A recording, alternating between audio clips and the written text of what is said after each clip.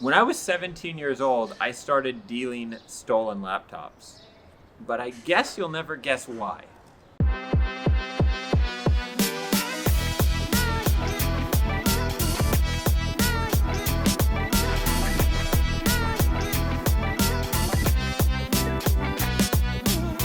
So that was not a joke, unless you happen to be a member of the Canadian RCMP, in which case it was completely a joke and I'm pretty sure I'm protected by the statute of limitations.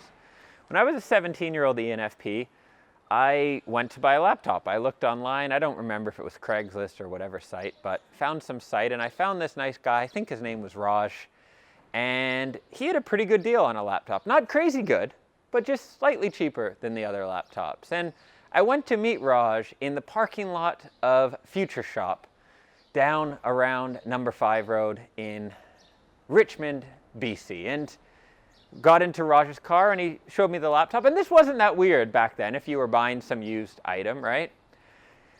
And I was in his car and I did notice there was a bit of a defect on the laptop. The area where lock would go had been ripped out. Seemed a bit weird. And I asked him about it and he said, oh no, I had it locked up in my house and I tripped on it and the lock came out of the laptop. And I believed Raj and I bought that laptop from him.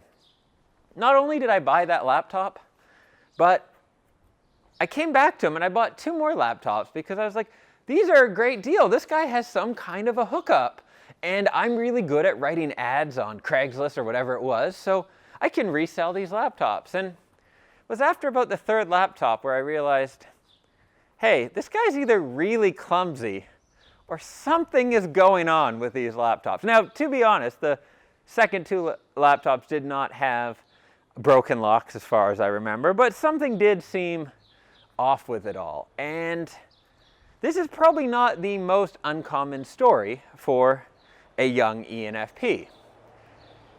And I was asked a question about us seeing the good in people, and is that a problem?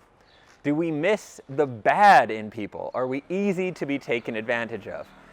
And as my story may indicate, yes, at times, especially when we are younger, it is relatively easy, for some of us at least, to be taken advantage of. But the question is not if we can be taken advantage of, is it bad that we miss the bad in people?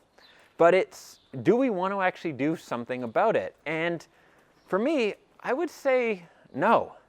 If I have to choose between assuming the worst in people and being closed off and judgmental to people versus being open to them and thinking, wow, this is such a nice guy, this Raj guy, and oh, wow, what a good deal.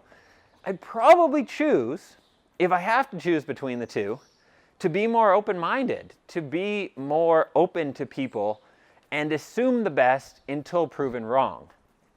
That is, I think, how we are meant to be wired as human beings. We could not function in a society if we did not generally trust that people would do the things they said they were going to do. Now the problem is, most people are good. That's not the problem. But the problem is maybe the 5% of people who do lie, cheat, steal, etc.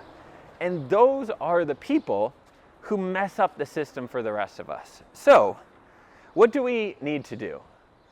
Well, we need to develop our ability to spot those people, to spot the bad actors, and filter them out without becoming cynical, without closing ourselves off to the good people.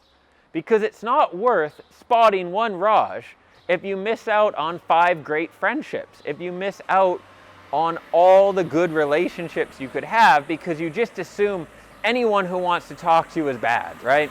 This is one of the problems with cities that have a lot of panhandlers. While I have empathy for everyone's situation, in Europe, a lot of the cities, they are professional panhandlers who drive home in their Mercedes. That's besides the point. The problem is that people get so used to being tricked, taken advantage of.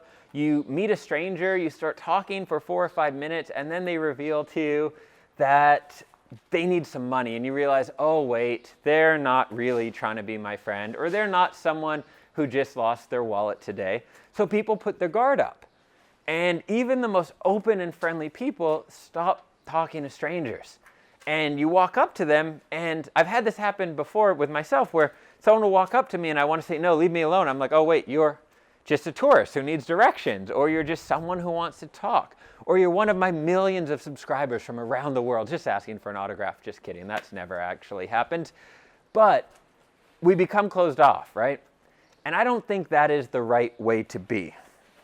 So what I suggest you learn to do is try to become a detective. Try to be able to put yourself in that state during important situations.